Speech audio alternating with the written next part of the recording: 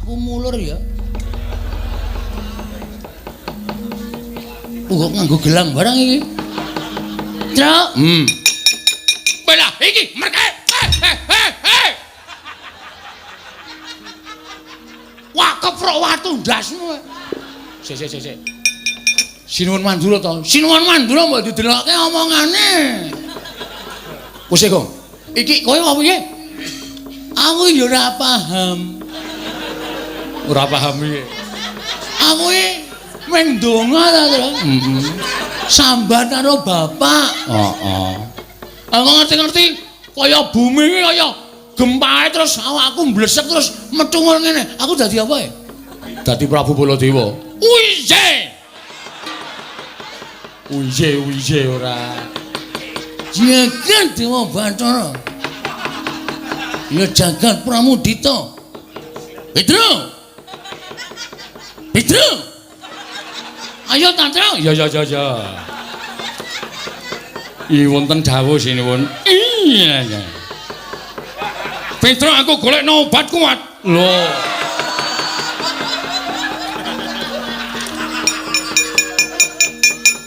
Sing ana tulisane beli kita. Bel kita kok beli kita. Ngawur. Amun suramanton cek, Tru. Goleke pusaka kok, goleke pusaka. Oh iya. Ana nggo golek. Oh iya.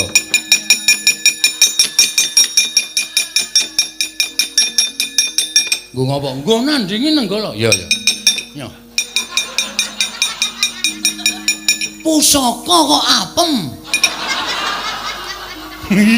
Iki watu ya, Gong. Wah, tak kira apem.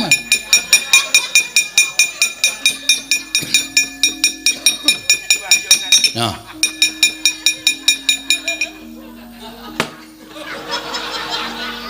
Kowe tau ora ana Baladewa nggawa glathi pramuka? Wagu ya, wagu. Ora ana, terus terserah apa.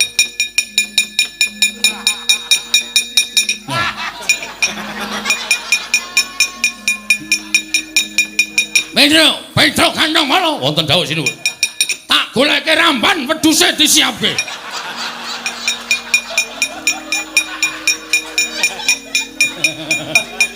Icus kowe. Ora ana, Gong. Watonyo lho. Bambu runcing. Oh iya. Bambu runcing. Aku ya ana ari cilik banget lho. Engko nek goleki gareng malah ngrekoso. Gandak blagunduk suaru gembal. Somarante hawela. Nun mangke Koko Prabu. Dereng sawetawis dangu rawujeng ngandika Kanjeng Koko Prabu jimat sesemban kula. Koko Prabu ing Mandura pengayoman kula. Kepareng ingkang rai ngaturaken masegan panakrami kunjuk sandhapada paduka Kanjeng Koko Prabu jimat semban kula Koko Prabu pengayoman kula ing Mandura. Koko Prabu Baladewa. Jagat wasisaning Upacara wayah Bathara jagat Pathik Indra Jaladewaku. Yo, Yai Prabu. Akarya bombong raosing penggalihing pun Kakang bareng pun Kakang nampa timbalaning kadangku Yai Prabu Indrawati.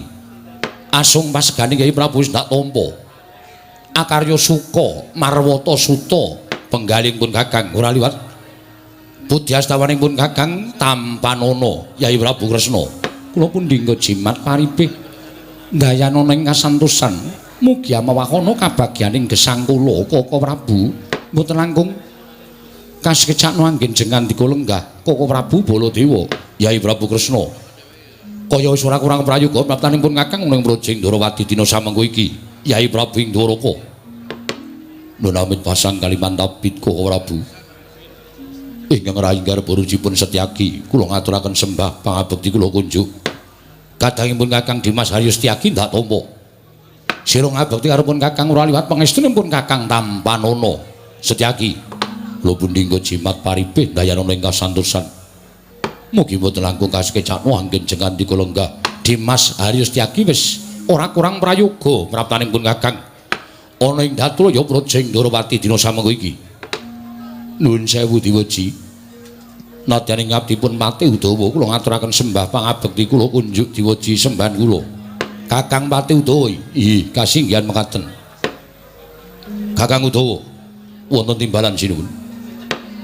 Yen kabeh piranganing para nayaka para punggawa munggahing para kadang sentana ing Dwarawati ngaturke sembah kelawan panjenengan ingsun tak tampa kanthi lega-legawaning penggali ingsun. Nanging aja lara atimu yen to Kakang Pati Udawa ngaturke sembah kelawan Baladewa paripaksa sembahmu ora ndak tampa. Waduh diweji. Lajeng kalepatan kula menapa? Menapa kula nandhang lepat? Upami kula kadak lepat dosa menapa badhe kula sandhang kula mboten badhe suwala. Kenging menapa paduka mboten nampi dhateng sembahipun abdipun Udawa, diweji sembahan kula ing Mandura. Kakang Udawa, wonten timbalan. Nadyan Baladewa saiki wis Nyakrawati mbau dendha minangka dadi nalindra makuthaning bangsa ing Mandura. Nanging aku ora bakal lali. Duk nalika aku isih muda tumaruna urip bareng kelawan wong atuwamu ya wong atuwaku bawa sakupa ana Widara Kandhang. Mongko yen ditonton babakan yuswa, diitung babakan umur, luwih sepuh Kakang Udawa tinimbang Baladewa. Mula ora ana jamak lumrahing atase taruna nampa sembahing Kadang Werda. Dosa apa ingkang bakal tak sandhang? Mekaten sinuwun. Mula aja nganti kleru tampa yen to Kakang Pati Udawa ndak po lamun duwe keluputan tumraping Baladewa babar pisan ora malah kosok baline kanggo nomboki kelawan kabecikanmu duk nalika kowe nggula wentah kelawan Baladewa sembahe Baladewa tampanana Kakang Udawa. Waduh sinuwun ngaturaken panuwun ingkang tanpa pepindhan dene paduka tasih emut dhateng lampahan ingkang sampun kelampah Kakang Pati Udawa. Iya mboten langkung kasih kecakno njenengan kula lenggah diweji sembahan kula. Kakang Udawa kaya wis ora kurang prayoga praptaning Baladewa ning Datul ya Projing Dwarawati. Nuwun sewu Kaka Prabu. Ndadosaken gagap gugup guragapan raosing manahipun ingkang raying Dwarawati. Sasamunipun paduka tedhak wonten ing Projing Dwaraka mongko tanpa cecala ingkang saderengipun alit utusan gandhek sakembaran atur nawala agengipun paduka utusan Ayaka ing Mandura maringi priksa bilih rika lenggan menika paduka badhe kepareng rawuh wonten Projing Dwarawati. Saestu ingkang rayi nedya ngrakit rata kencana kinarya methuk paduka Kanjeng Kaka Prabu saha nyawisaken Hermawar kinarya mijiki ampian paduka Kanjeng Kaka Prabu jimat sembahan kula Kaka Prabu pengayoman kula ing Mandura. Kresna iki kula wonten timbalan ing Adawu. Nadyan nembe kawiyosing pangandikan wae persasat wis kaya tumplak punjen sinundul puyuh. Kaya kejugrukan wukir sari kelepaning samudra madu penggalihing pun Kakang. Nanging tata upacara kaprajaning kemengkono mau sayektine ora trep lamun sira pisungsungake kelawan pun Kakang ing Mandura. Ngelingi nadyan siadi wis mukti ngawibawa Nyakrawati mbau dendha ning Projing Dwarawati pun Kakang wis minangka dadi nalindra ing Mandura. Nanging rasa pangrasaning pun Kakang tanceping pun Kakang lawan siadi iki ora beda kaya nalika urip ana ing Widara Kandhang. Aja bedak-bedake. Dumesira Yayi wis dadi nalindra pun Kakang wis dadi nalindra. Nanging rasa iki aja mbok kiwakake Kresna. Inggih. Matur sembah nuwun tanpa pepindhan. Mula tata cara upacara kaprajaning mengkono mau ora sak trepe lamun sira pisungsungake kelawan pun Kakang ing Mandura. Sabab pangrasaning pun Kakang pendak-pendak pun Kakang prapta ning Projing Dwarawati iki tanpa beda pun Kakang bali marang Projing Mandura. Semono uga mangsa kala besok yen ana wektu lan titiwanci ingkang mirunggan kula warga Dwarawati bakal tedhak tetinjo marang Projing Mandura. Ilangna jigo kelawan pekewu Durgama Sangga Runggi Mandura rengkuwen kaya dene Dwarawati. Kyai Prabu Kresna matur sanget genging panuwun ingkang tanpa pepindhan Kaka Prabu. Ing mekaten tumuli kula cemadhong dawuh menggah menapa to wigatosipun dene paduka kepareng tedhak wonten ing Projing Dwarawati menawi kepareng kawedharing kathah tumunten kababarna nanging menawi wadi tumraping para sentana kadang tuwin para punggawa monggo kula dherekaken manjing salebeting kedaton pepanggihan catur netra kelawan ingkang raying Dwarawati Kaka Prabu Mandura. Kyai Prabu Kresna wonten timbalan ing dawuh kagiat penggaling pun Kakang bareng pun Kakang napak ana ing tapel wates negara ing Dwarawati akeh umbul-umbul ingkang pinajang urut ana ing Kutagara Projing Dwarawati. Kacena lamun Kyai Prabu Kresna nedhenganake Pasewakan Agung Kepasang yugya katujuh nginu tumulipun Kakang Daya-daya munggah ana ing Datulaya selak nata ling rasa ingkang tan bangkit pinambeng pepanggihan kelawan Yayi Prabu Kresna ing Ndorowati. Yayi, apan pancen ana bab ing wigati ingkang bakal pun Kakang aturake kelawan sira Yayi Prabu Kresna. Mula aja nganti dina dungkap panampaning sira Yayi Prabu. Apa mbok keparengake rada mingset menipun Kakang sowan kula sumanggaken paduka Kanjeng Koko Prabu. Ya, Yayi Prabu Kresna ngaturke panuwun ingkang tanpa pepindhan. Long-long rambyang ninggan driya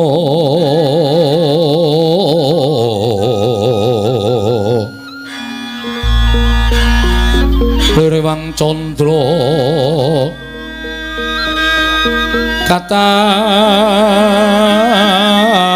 katawengan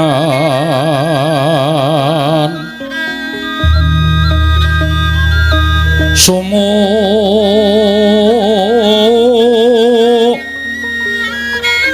ing dias katuritan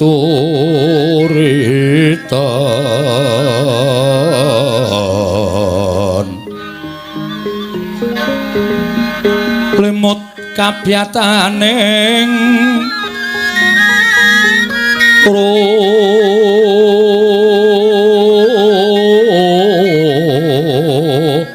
ojit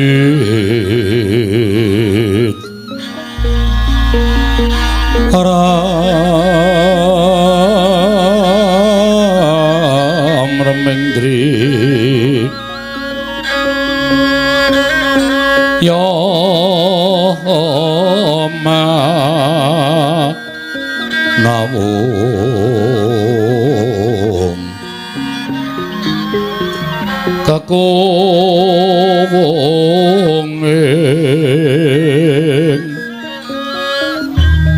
kakunging wang wisesa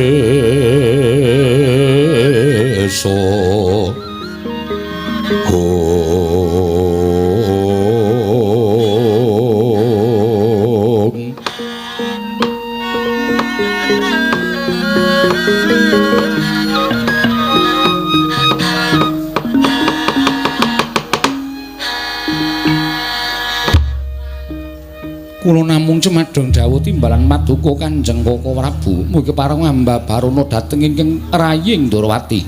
Yayi Prabu Kresna iki wonten timbalan ing adhawu satempunipun Kakang prapta ning praja Ndorowati iki ora kok saka negara Mandura. Dadi pangertenmu sepisan maneh pun Kakang matur satempunipun Kakang prapta ning praja Ndorowati iki ora kok saka negara Mandura. Mboten saking negari Mandura ora pun Kakang saka negara Ngastina. Nalika semono Yayi Prabu Duryudana nimbali kelawan pun Kakang supaya sowan ing praja Ngastina. Sawise pun Kakang sowan ing praja Ngastina, pun Kakang didhawuhi dening Yayi Prabu Ngastina supaya nanjihake marang pekabaran ing Sibina Tumbuk Bakul Sinambiwara pawarta binandunging Karna. Pekabaran menapa Koko Prabu? Jagat ingkang keberbegen marang umandhanging Yayi Prabu Ndorowati ingkang padha ngabarake marang kahananing Yayi Prabu Kresna inggih babagan perkawis menapa apa pancen kepara nyata yen to Yayi Prabu Kresna kuwi dina samengko kuwi kagungan putra angkat. Kresna ora gake Wangsulana pitakoning pun Kakang iki kanthi jujur aja mbok luwihi aja mbok longi yen pancen iya larah-larahe piye tumulipun Kakang nyadong timbalaning Yayi Prabu Kresna ing Ndorowati. Koko Prabu ngantos dumugi wonten ing malingan paduka Kanjeng Koko Prabu lelampahan ingkang lumados wonten negari Ndorowati. Apan kepara saestu bilih kalenggan sakmangke kula menika anggadhahi putra angkat. Dadi bener pawarta sing sumebar mau Yayi Kresna duweni putra angkat. Kasinggihan mekaten. Lara-larahe piye? Kok sira siadi entuk putra angkat monggo tumrapun Kakang putra mono kanugrahane Hyang Mahanasa. Apa meneh lamun si adhiku nyelametake marang anake wong liya ingkang ora diurusi tumuli mbok angkat dadi atmaja. Angkat mau sayekti bakal gedhe ganjarane. Koko Prabu, mboten kula mundhut putra angkat saking para kawula tuwin para nayaka menapa dhewe punggawa babar pisan mboten. Namung sejatosipun andadosaken kagiat sotaning manahipun ingkang raying Ndorowati.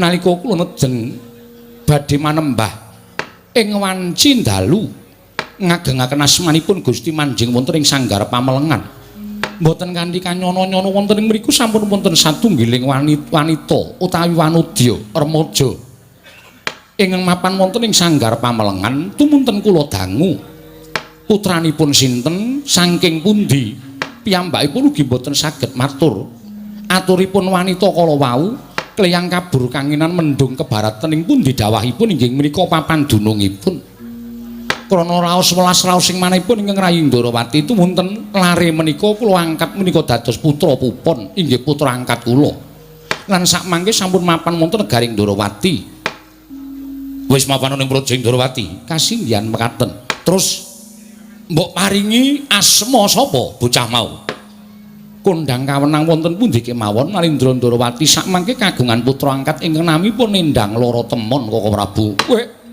ladala Endang Loro Temon kasinggihan mekaten nun sewu tepunging wimba rengunging pasuryan kadhi wonten inggih badhe kababaraken dhateng Kanjeng Rayi Ndrawati sasampunipun maduka Kanjeng Koko Prabu midhanget bilih Kanjeng Rayi kagungan putra angkat inggih menika pun Endang Loro Temon lah iki ngene Kresna kepasang yuya katuje ngene satemenipun Kakang kuwi ora kok mung kepengin mundhut prisa nanging uga kepengin nyatakake marang kahananing Yayi Prabu ingkang kagungan putra angkat ingkang aran Endang Loro Temon.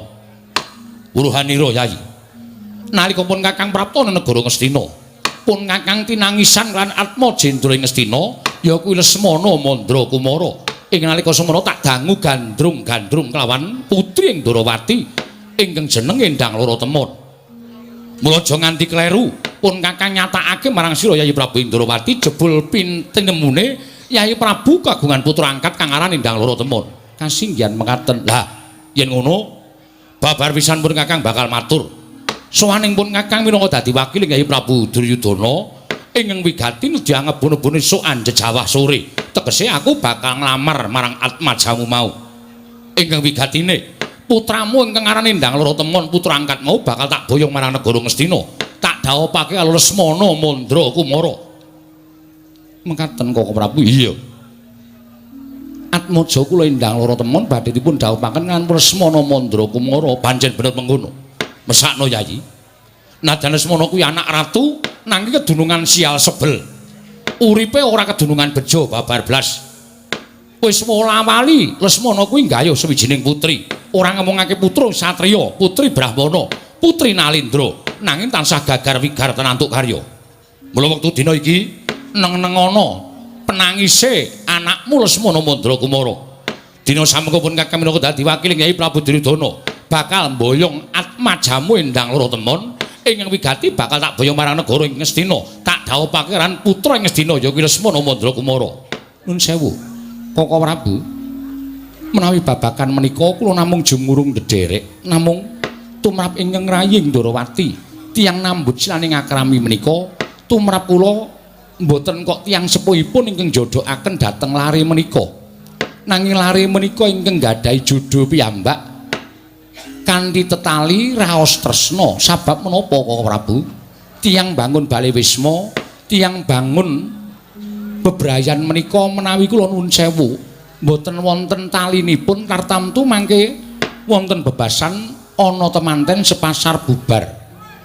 Gusti tegese piye? Gegaranipun tiyang nambut saning akrami menika siji seneng, loro kenceng, kaping telune wilujeng, ekak pareng, kaping papate wilujeng menika gegaranipun tiyang ingkang nambut saning akrami. Sik. Lek mung urut mau rada kleru kuwi mau. Setunggal seneng, ya, angka loro kenceng, angka telu kepareng, angka papat wilujeng. Tegese piye kuwi?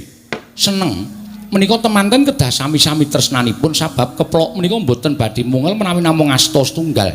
Tegesipun keplok kedah asta kalih, temanten kakung lan temanten putri kedah sami-sami tresnanipun sabab menapa Koko Prabu?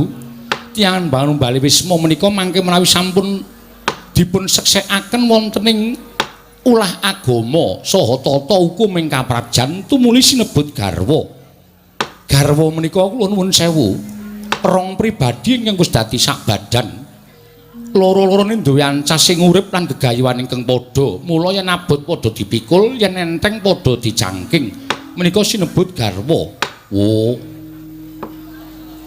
Garwa kuwi rong pribadi wis dadi sak badan. Inggih mekaten. Loro-lorone duwe ancas sing urip lan duwe niat urip bebarengan. Mula abot padha dipikul, enteng padha dicangking. Kasinggihan mekaten. Wola Praguta kae jare iki garwa sing siji sigar sing siji dawa. Jebul ora kuwi sanes menika kok Prabu. Sabanjure angka loro, angka kalih menika kenceng. Lah, sing kenceng apane? Ingkang kenceng tekadipun. Mergi tiyang mangun Bali Wisma menika menawi mboten kanthi tekad sebaya mukti sebaya mati, menika nggih mboten badhe prayogi kedadosanipun. Sabab menawi kanthi gegaran tekad sebaya mukti sebaya mati menika bungah susah bejo cilaka sugih miskin menika dipun raosaken sesarengan. Yo, bener. Sabanjure ingkang kaping 3 kepareng. Kepareng menika tegesipun njodokaken pinanganten menika mboten kok njodokaken awakipun piyambak nanging ugi njodokaken mara sepuh utawi tiyang sepuh tangga tepalih mitra kawruh sanak kadang sanesipun. Menika kedah sedaya kepareng menawi tetela mekaten badhe kathah pandonga saking sanak kadang mitra kawruh Mudha Werda ingkang dayani anggenipun gesang bebrayan menika kala waunir ing sambikala. Bener. Sabanjure ingkang pungkasan wilujeng. Wilujeng menika kula nuwun sewu mboten ketang namung sarwiringkes kedah dipun wilujengi anut tata adat budaya papanipun piyambak-piyambak dipun seksekaken ugi kaliyan tangga tepalih kiwa tengenipun Koko Prabu. Wah, lah malah cocok ngono kok. Ning tumrap aku perkara seneng kenceng kepareng lan wilujeng ki mau anut marang lumaku ning dina. Tegesipun menapa? Si Adi mesti tau ngerti. Wong sing ora seneng mongko kebacut dadi manten. Kuwi suwe-suwe ya seneng. Merga ana salokaning para sepuh ingkang nyebutake wong ki nek srawung saya suwe saya bakal ketukulan rasa tresna. Mula nadyan tanpa nganggo rasa tresna antaraning Lesmana karo si loro temen mau mesti saya suwe bakal ketukulan rasa tresna. Mekaten Koko Prabu. Nanging nuwun sewu, tumrap kula tresna menika mboten saking panggulawentahing tiyang. Lho, dudu panggulawentahing wong piye?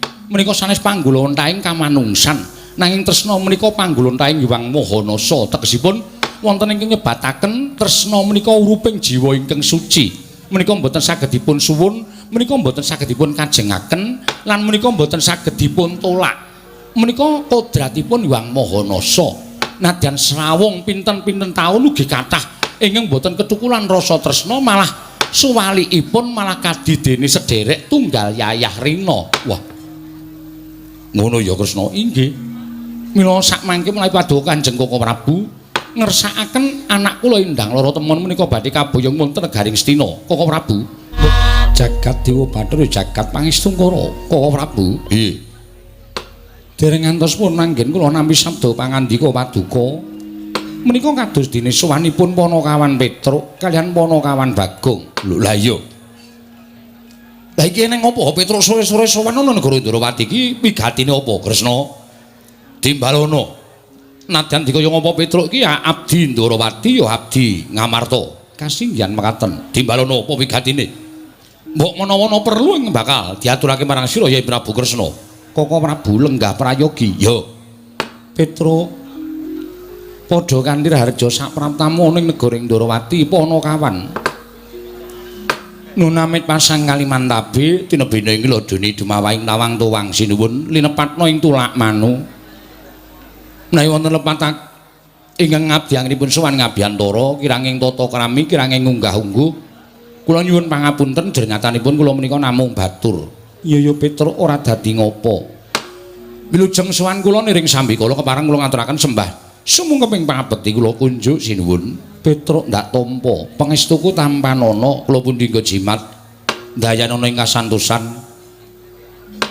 Panakawan Bagong padha rarja sak praptamu Panakawan. Panakawan Bagong padha rarja sak praptamu Panakawan. Panakawan Bagong padha rarja sak praptamu Panakawan. Ora iki Bagong iki ditimbali kok krungu ora iki? Kowe iki ditimbali Yai Prabu Kresna krungu ora? Krungu. Lho. Krungu kok meneng wae. Age nganu ngrasake mambu bakmi. Bagong kira beda karo nggone dhewe ya, Tru. Ngomah kae ambune ming telek wae. Kene iki kraton iki ana endi sing mambu sate, endi sing mambu bakmi. Ha iya ya, beda kraton karo nggone dhewe. Ngene piyai luhur karo kere-kere kaya awake dhewe wis ora bakal padha. Timbali sinuwun Kresna. Heeh, Pak. Bagong dalem padha kanthi Rarja sapraptamu. Tansah pinawinganing kawidadan ring Sambikala kepareng kula ngaturaken sembah. Sumangga ming pangabekti kula konja sinuwun. Iya Bagong ndak tampa pangestuku tampanana. Kula pundi nggo jimat paripe dayanana ing kasantosan. Iya Bagong prayoga nunggunmu lungguh. Sampun mboten kirang sekeca sinuwun Prabu Sri Bathara Kresna. Petro kantong bolong padha Rarja sapraptamu. Sinuwun Mandura wilujeng bekti kula kunjuk den. Yo tak tampa. Pangestuku tampanana. Kula pundi nggo jimat paripe. Ponokan Bagong Madhararja sapraptamu. Mengetunipun sinuwun Prabu Baladewa wilujeng.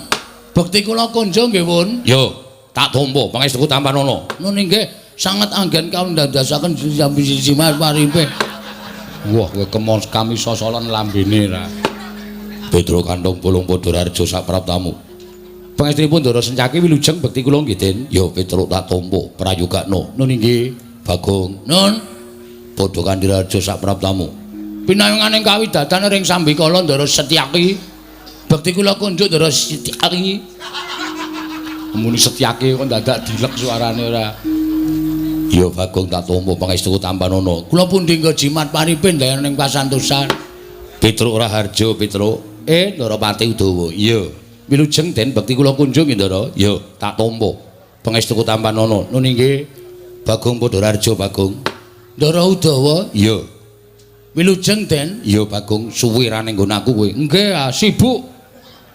Kula saniki dadi ketua pemuda. Ketua pemuda kok wis bantongan kaya ngono. Sesuk nek wonten wektu sing mirunggan kula tak nyelake nggih. Iya, iya. Pun panen apa? Wis. Napa? Tela. Wah, cocok kuwi dibakar Kari gagange. Terus maksudnya kula kan ngerokoti gagang. Ya ora sanesu. Kuwi ora dipun sekecakaken nggih Ndara Udawa. Lho, kuwalik. Oh, nggih, Dik. Disekecake Bagong. Nggih, sampun mboten kirang prayogi. Petro dalem eneng apa? Sowan tanpa tinimbalan gawe kaget. Ana wigati apa Petro? Sepisan kula ngaturaken tebah Siti Sekul binung teling ngron klapa. Apuren ta mbok bilih wonten tempat kula anggen kula munjatung sapa paduka sanata. Ora dadi ngopo Panakawan. Matur suwun. Dungkap angka kalih. Kula menika dipun utus dening Bapak Semar. Mboten saking pikajengan kula piyambak, tuwin mboten saking ngarepe Bagong niku mboten. Ning pancen kula sowan dhateng negari Ndrawati niku enten ingkang ngutus nggih menika Bapak Semar Badranaya. Bapakmu ya gene. Bapakmu kena apa? Kok utusan sira Panakawan sowan ning Projing Ndrawati. Ngeten sinuwun. Karang kadempel niku wonten kejadian sing luar biasa. Tegese piye Petro? Saniki bapakne Bapak Semar niku anake ora ming 3. Lho, anake bapakmu ora ming 3. Nggih. Pira? 4. Lho. Apa garwane wong atuwamu Dewi Kanastren nglairke meneh? Mboten, mboten. Lah kepiye? Bapak niku gadah putra angkat. Duwe anak angkat, nggih. Ha critane ngeten, nalika semanten bapak niku ajeng salat maghrib. Lho tenan kok iki madha cengengesan ora. Padake Semar iki ora salat apa, Semar iki salat. 5 wektu malahan kok. Bapak niku ajeng salat maghrib nuju teng musala. Musala niku ora kidul kulone omahe bapak nika. Ora tau dinggoni. Iya Petro, aku wis tau tate tekan kono. Lah nggih. Lah dumadakan mboten kanthi kanyono-nyono teng jero musala niku pun wonten bocah sing lagi lungguhan teng riku teng jero musala. Bocahe nom bagus. Mboten kaya anake bapak kula kali Gareng kali Bagong niku mboten beda. Wah niki sasat dewaning asmara ngejawantah. Sapa sing weruh adi kula niku wah wis geger pokoke. Ora lanang ora wedok kabeh do ngundang kebagusane adi kula niku. Bocah mau saka ngendi? Ah, jare ditakoni bapak tanpa dadah tanpa pernah. ora duwe wong tuwa, kleyang kabur kangenan ujug-ujug dheweke niku keblasok le mlaku terus ngeyup teng musolariku. Lah terus dipek karo bapak, diseksek karo tangga teparo, pun diundangi tangga teparo gendurenan barak bapak, gendurenan tasakuran. Lare niku diparingi asma Bambang Senet. Bambang Senet nggih. Apa ya arep melu gara-gara? Mboten, mboten. Mboten melu niku. Wong piyaine we bagus kok ora iso lucu, ora iso niku panjenengan nek prisa putrane Ndara Janaka, Ndara Irawan, persis plek niku tenan. Aku lho ning karo Bagong nganti meri kok. Kampung niku ora ana sing percaya, mosok iki anake Semar. Kakangane Bandam Sesi Bagong kaya rupane kaya kirik kok iki bagus ora jamak-jamak. Ngoten niku. Lah nalika semanten Bambang Senet niku nuwun sewu pun sawetara mapan teng Karang Kadempel tumuli wonten 7 dina niki bocah niku kaya wong lara. Bocah niku kaya masuk angin, ora tau gelem ngewangi bapak teng sawah teng Tegal, ora tau resik ngomah, entene ming teng kamar tidur utawi teng patenggan. Bapak bingung. Duka kula ya ora ngerti saploke duwe anak Senet iku kula kali bareng kali Bakon kaya dianak tirikan. Sing dilela-lela ming sik Senet, apa-apa njaluk apa-apa dituruti, pengen apa-apa dituruti. Ning kula ora apa-apa, ora masalah. Wong nyatane bapak ya seneng duwe anak Bambang Senet, mbok menawa bocah niku iso mikul dur mendem jero karo Bapak Semar. Bener Petruk, nggih. Lah terus ditanting karo Bapak Net, nek kowe kahanane kaya ngene iki kowe padha karo nyengsarake wong tuamu. Aku ki wis tuwa. Bapakmu Semar ki wis tuwa, nek nganti kowe mengko kowe ora gelem matur kepengin apa? Kowe kepengin apa lan kowe duwe gegayuhan apa iki kok nek bapakmu nganti lara mongko kembange wong lara iki mati nek nganti bapakmu mati mongko kowe rung omah-omah kowe getun engko net gregah bocah niku tangi si Bambang Senet mau nggih terus ngendika anu matur ngenten iki nggih niku Pak lah bapak saya bingung nggih niku apa? Bapak niku carane bodho niku asline bodho. Iya. Ning pancen digdaya ning bodho. Iya. Bapak niku pancen digdaya ning goblok. Iya. Ora apa-apa Petruk nggih. Bingung. Niku wau lho ngendikane bapak sing keri dhewe nek bapak sedo kula dereng omah-omah. Mula niku kula pikir, Pak. Kula pengen omah-omah. Wah, bapak senenge ra jamak-jamak. Nek ngono kowe wis gandeng karo wong wedok. Nek ngono kowe wis tepung karo wong wedok, Senet muni dereng. Lho, lah piye? Kula niku namung ngimpi, Pak. Ngimpi ketemu karo ingkang nami Endang Lara Temon. Putranipun Sinuwun Ndarawati. Wes, bareng ngerti nek putranipun Sinuwun Ndarawati, bapak niku terus ngombe puyer 4 emplek. Ha bingung to? Ha wong mengkere kok arep gayu anak ratu cobi. Padha karo cecak nguntal cagak cebol gayu wulan muta ngitung lintang kelakone cepak wurunge. Ing atase ping anak Semar kok arep gayu putri Ndarawati, tur kula ya kaget. Mula kula terus matur karo bapak, "Sik, Pak, mengko gek Senet ki ming tom-tomen. Mergo sak ngertiku putri Ndarawati kuwi wis winengku garwa kabeh. Ndarasti Sendari wis diwengku Ndara Abimanyu. Putra panjenengan Wrantawati diwengku Raden Petruk Kanthong Bolong." Duapure kaya ngono kok Raden Petruk Kanthong Bolong ora. Ha sawarane kula niku arep dianggep abdi ning kula niku mantu sampeyan. Nggih mboten? Iya takoni lah nggih. Ngoten niku. Lah kula ajeng nyuwun priksa, napa Sinuwun Kresna niku kagungan putra ingkang nami Endang Anusunyen Endang Lara Temon. Petruk dalem. Aku kuwi ya duwe putra angkat. Lho. Iki kok dadi angkat junjung to iki? Putra angkat? Iya, Petruk. Napa leres asmane Endang Lara Temon? Iya. Asmane Endang Lara Temon, jenenge Endang Lara Temon, lek kowe entuk ya ning Sanggar Pamelengan. Weh, engko gek janjian. Kangsen karo Semar. Ora, Petruk, ora. Iki pancen kanugraning Wang Mahanasa. Mula gandeng kowe mau wis matur yen to anake Semar ya kuwi si Bambang Senet kepengin dhawuh karo Endang Lara Temon. Bungahku tanpa upama.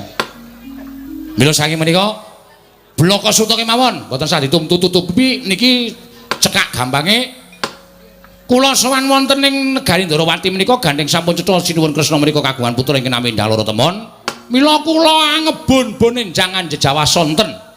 Jejawasonten menika tegesipun grimis. Grimis menika artosipun ngemis. Kula kepareng ngemis ingkang putra Endang Loro Temon badhe kula boyong wonten Karang Kadempel kula jodohaken kaliyan pun Bambang Senet. Nek kepareng matur nuwun sanget tanpa pepindhan niki kula wis tata-tata karo Bagong wis gawa angkutan ta Kang. Heeh. Gawa apa kowe mau? Tosa. Manten putri kok diangkat kaya areng ora. Anane kuwi kok nggawa kok. Duwene kuwi ya kowe. Niku kepareng badhe kula boyong wonten Karang Kadempel. Upami sinuwun menika nggadahi ruba, upami sinuwun menika nggadahi pepinginan, utawi sinuwun menika nggadahi pangandikan, pepanggil saking pinanganten kakung kula aturi paring dawuh. Menawa waton dudu Brana Picis, waton dudu Mas Mutiara Hargya Jamrut Hergeni, tuwin boten bondo donya kula saged ngaturaken. Nek perkara sampeyan niku terus duwe pepinginan Petruk, anakku wene ana asok tukon dhuwit sementen 100 yuta. Ampun, modar kula. Pun genah ora duwe. Ning nek liyane niku tak sanggupi. Ya ta, Gong? Jelas. Rasa kuwatir. Njaluk patine gareng apa? Wah, pacule saiki. Ya ora njaluk patine gareng ora. Aja mesake kakangne kok kaya ngono. Sengit aku suwe-suwe. Nyawang gareng ki suwe-suwe awake cilik ndase gedhe. Heeh, ya wis men to. Iya, Pet nggih. Petruk dalem ning aku bingung. Lho. Sebabe ngerti ya. Sadurunge kowe sowan iki mau Koko Prabu Mandura ya rawuh. Nggih, kula ngertos sinuwun Mandura lenggah. Lah sebabe kok bingung. Merga sinuwun Mandura uga diutus dening Yai Prabu Duryudana. Lho. Diutus kenapa? Nanjeke anakku Endang Loro Temon bakal diboyong didhawuhi karo Lesmana Mandra Kumara, Petruk. Endang Loro Temon didhawuhi oleh Lesmana Mandra Kumara. Ndara Lesmana Ngastina? Iya, Petruk. Oh, Gong.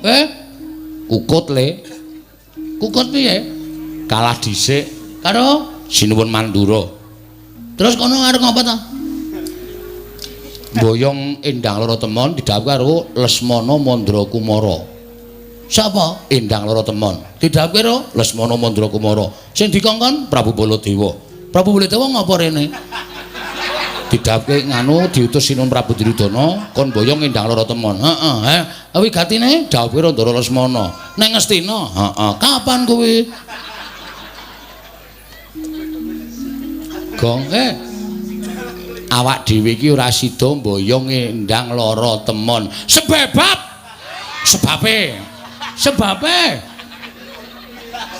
Sebabe sing rawuh sinuwun Prabu Mandura arep mboyong Endang Loro Temon dawuh karo Lesmana Mandra Kumara. Terus, ha iki awak dhewe kalah, wong kalah dhisik. Ora wani matur. Ki aku nek matur gegeran. Nek aku matur mesti rame. Ngene mundurne. Hah? Mundur. Kowe wani apa? Kecil. Tengok anteng aku sing jelaske. Iya. Ning kok nek geger tandangi lho. Iya. Aku ngopo? Aku ngomong tok, aku MC e. Oh. Pranatacara padake ngono. Pranatacara lek ku nyuwara gegeden lho mau, Truk. Assalamualaikum. Ya pranatacara bareng ya tok saut ya ngapa. Kepareng matur sinuwun.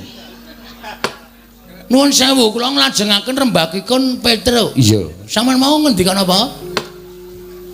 Endang Loro Temon bakal didhawuh eneng negara Ngastina karo Lesmana Mandra Kumara. Oke. Ning ngeten sinuwun. Sing jeneng wong tuwa. Nggih ta? Iya. Wong tuwa niku ora ana lho siji teng donya niki wong tuwa sing anake kepengin rekoso. Ora ana wong tuwa duwe anak wedok sing anake wedok mengko kepengin rekoso, uripe ketula-tula, uripe ketoyong-toyong niku mboten wonten.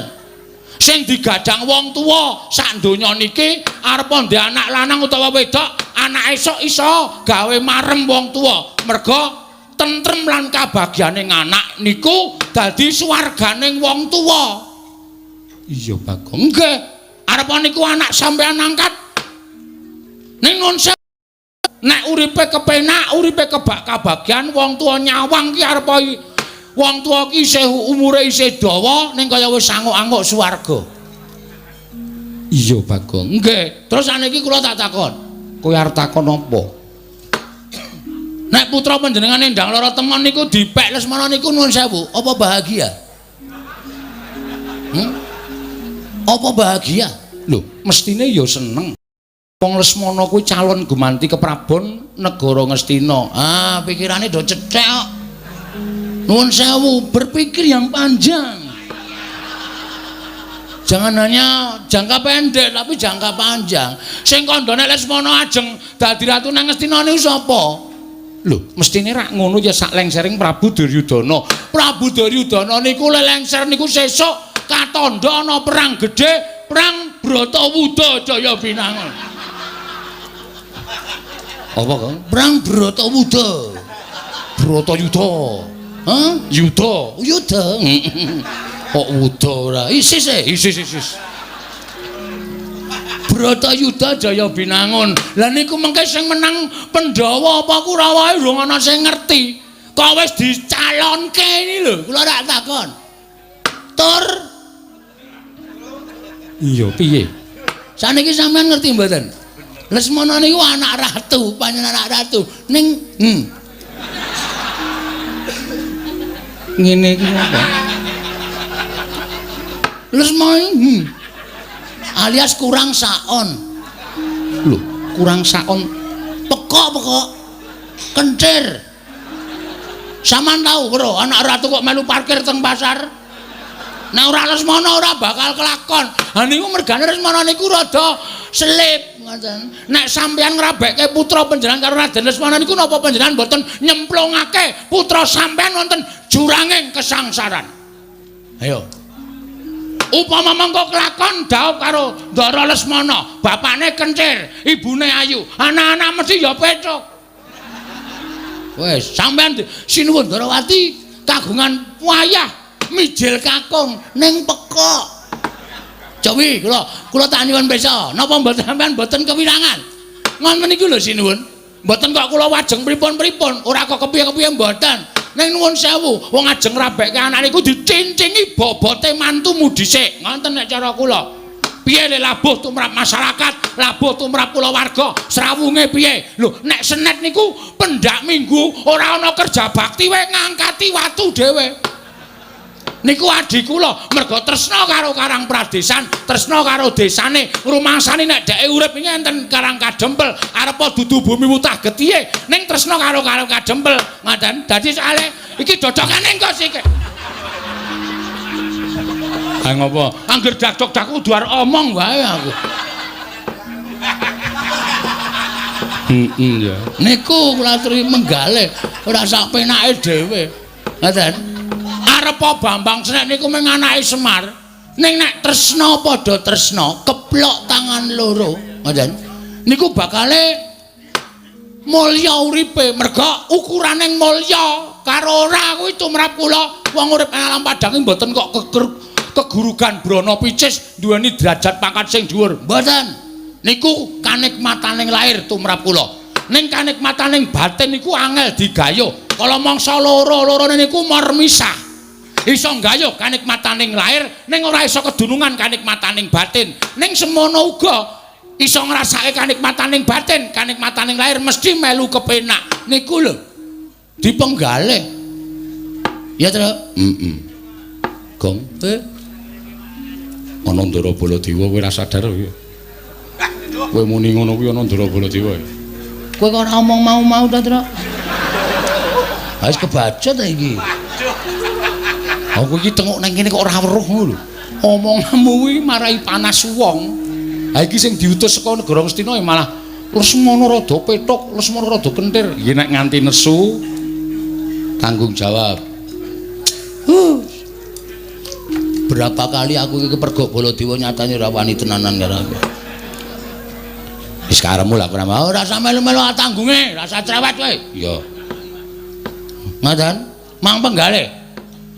lajeng diparingke sinuwun Mandura sing minangka utusaning sinuwun Prabu Duryudana dhawuh kalih Endang Laratemon kalih Lesmana nggih monggo terserah niku panjenengan kula ora arep ngregon-ngregoni nek sampeyan tresna kalih Bapak Semar sampeyan ngakoni tau labuh dilabuhi karo Semar berarti sampeyan isin duwe rasa males kabecikane Bapak Semar. Nek sampeyan ora iso maringake Ndalatrema dhateng Bapak Semar didhawuh karo Endang Senek anu Babang Senek niku ateges sampeyan nuwun sewu lho kula mboten ngarani ning jebul kula iso ngarani raketang minta batin Nalendra Ndarawati niku mboten iso ngakoni kabecikane wong liya niku parah niku fatal tumrap kula. Wah wis pocokan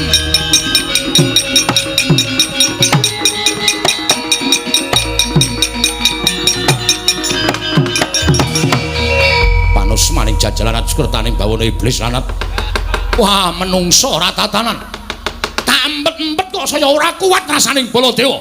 Dicecamah dening wujuding Bagong mengatasi Bagong wong kere loro saudon telu saurupane kok nguman-uman karo Nata Mandura Prabu Baladewa. Kowe ngunekke ento Lesmana ki wong edan, Lesmana ki wong ora genep. Anggepmu apa Bagong? Ngandel ora. Kafokmu kawan kowe. Oke, ora sampe melu kowe. Ya. Tandangane dhewe. Aku labur adikku ya Toy Pati kok, Tru. Ora usah semelang nek mung duna-unake ngene aku wis kulino. Aku ki ana wong nagih utange tak unek-unekke sik. Ngapa kok nagih? Aku sing utang wis santai kok aku. Kok wedi ora? Rumangsane Bagong. Ponokawan Bagong. Wonten dawuh. Wih lah. Aku tak ning jaba ya. Ning jaba ana, minggat sisan kono. Ora wedi aku nek mengijen kok ya. Tinggal tenan kowe, tinggalen. Rumangsane ditisik nggawa aku kok. Oh iya to. Ana aja mulih sikik kono. Dumeh do nggawa kendaraan dhewe-dhewe mulih sikik kono.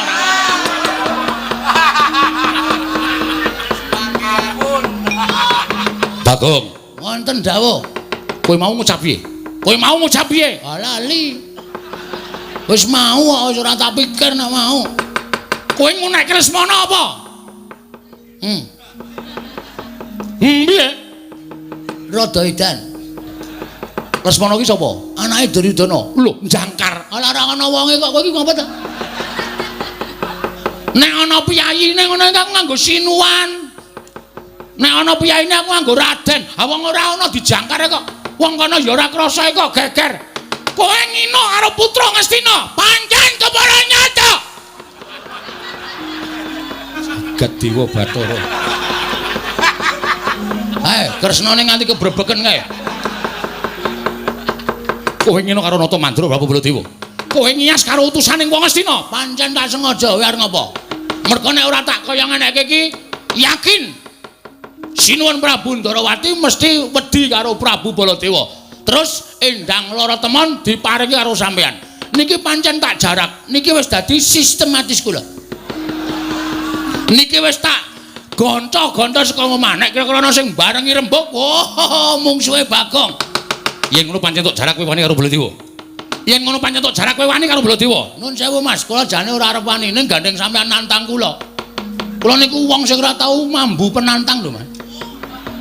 Nek sampean arep jajar karo Bagong, oke, ora masalah. Lu jual gue beli pokoknya.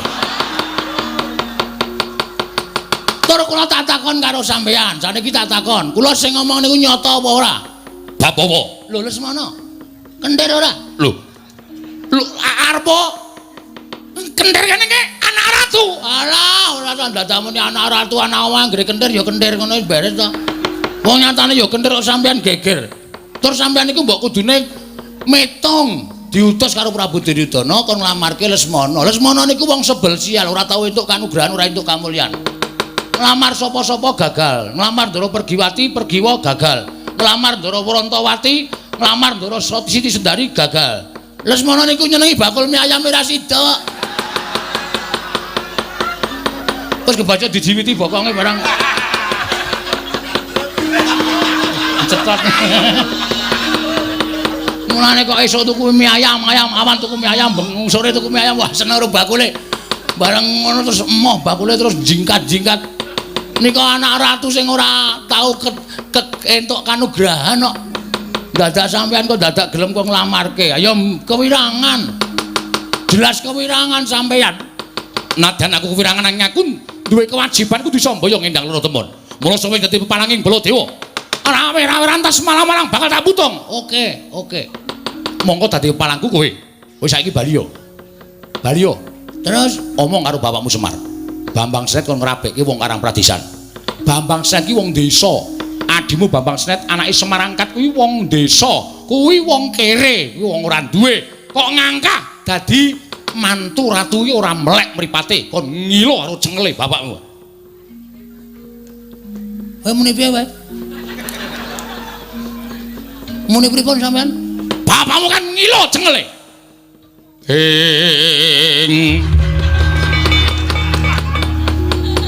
Mangjat kurda sruma bangga. Edian dadak suluk bareng. Men serem kok. Oh, lho ora cocok. Wis ben. Mas, nek sampean ngunak-unakke Bagong aku arep tau unakke wong elek, arep tau unakke wong gedibal, arep tau unakke wong kere, memang itu faktanya. Dan aku ora bakal nesu. Nek sampean ngunakke bapakmu kan ngilo karo cengele, cengelmu kuwi. Bapake wong tuwa lho. Kowe ora sak penae ngunak-unakke bapak. Aku anggere bapak dunak-unakke ki rasaku ora trima tenan. Kok dadi kowe iso ngunakke bapak kon ngilo karo cengele? Mbok kowe iki sadar, Bol. Lho. Bol sapa? Jenengmu Baladewa karo dundang sapa nek ora Bol? Jijiki. Kok Prabu sampun mangke malah mindak mboten kajen. Menawa ora lega rasane iki ora ngusap karo Bagong iki. Menungso ora tatanan. Kowe sadar diri kowe. Kowe kudune iki sadar. Kowe mbiyen saka ngendi? Kowe mbiyen tak omongi critane ya Mas Baladewa. Kowe mbiyen ora dikukup nang Widara Kandang, ora didelik karo bapakmu sing jeneng Basudewa. Kowe wis mati dipateni karo Kangsa. Kuwi anake tiri Basudewa. Kuwi wong Digdaya. Ning merga kowe dititipke nang Widara Kandang, kowe mbiyen dadi wong tani, Bol. Kowe iki ya nggawa kebo, nggawa sapi, kowe iki ngluku ning sawah, kowe iki tandur ning sawah, awakmu gupak lendut jawan. Bareng saiki kowe dadi ratu kok glelengmu ora jamak. Kowe kelingan ora? Jaman aku tok kon dadi tim sukses. Neng Mandura mbiyen, pokoke nyoblos Baladewa. Kowe janji arep ngedeke WC umum sprene ora kelakon. Sprene aku isih mancik neng watu. Nganti kena banyu sithik-sithik kae lho. Mak sring penake ora jamak-jamak. Bagong edan tenan. Hah? Pirang taun kowe dadi Narendra, ora kelakon apa sing tak janjekke. Semar mbiyen yo melu ketayalan. Kowe arep dadi ratu kowe. Lah kok saiki kowe bareng dadi ratu ana wong cilik, ana wong kere kaya ngene tau neke. Tau neke wong kere, wong gedibal. Sadar diri Mas, derajat pangkat ki ora tekan modar, bondo donya ora tekan modar.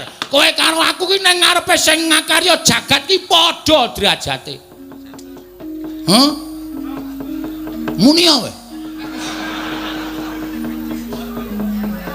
Ayo Gage. Kowe ndang muni arep muni apa? Wes sing ngene, rasaku kan gunung tanpa guna. Aku wegah rembukan karo menungso dapure kaya kowe. Aku ya wegah rembukan menungso dapure kaya aku.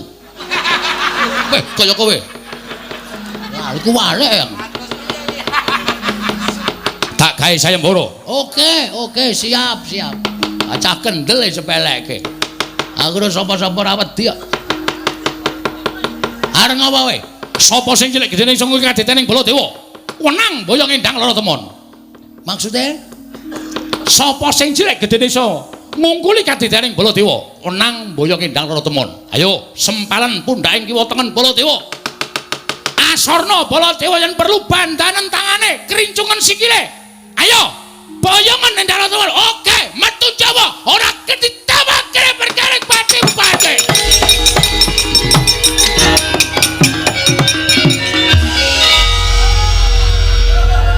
cacah edan rak ora ana ta iki.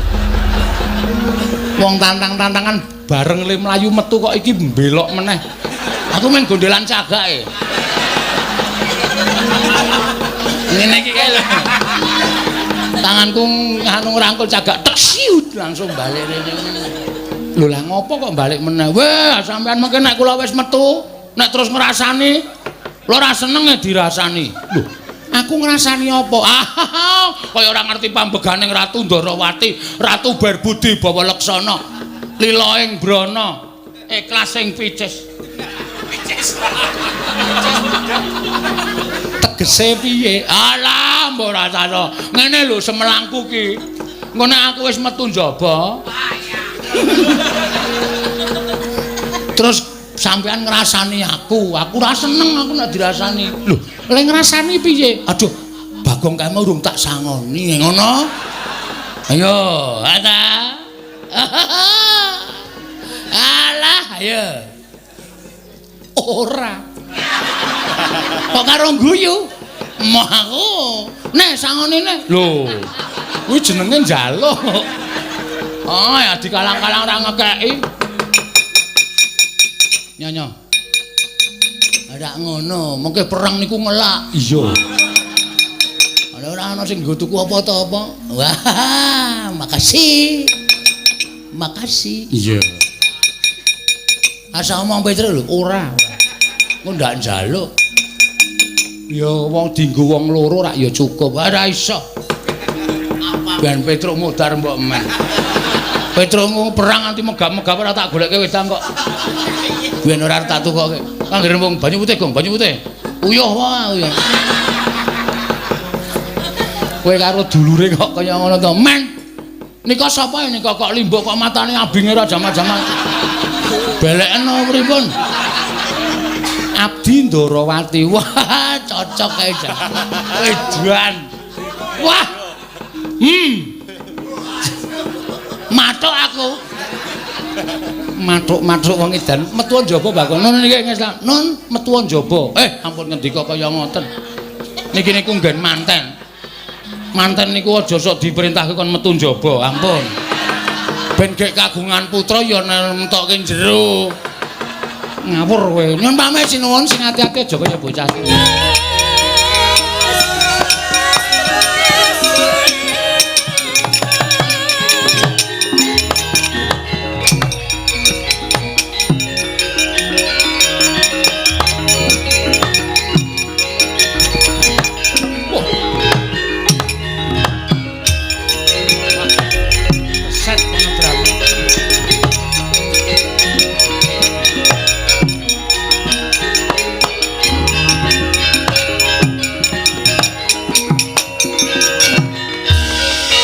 Tuti lamun katututan lamun mangsa prawira diktaya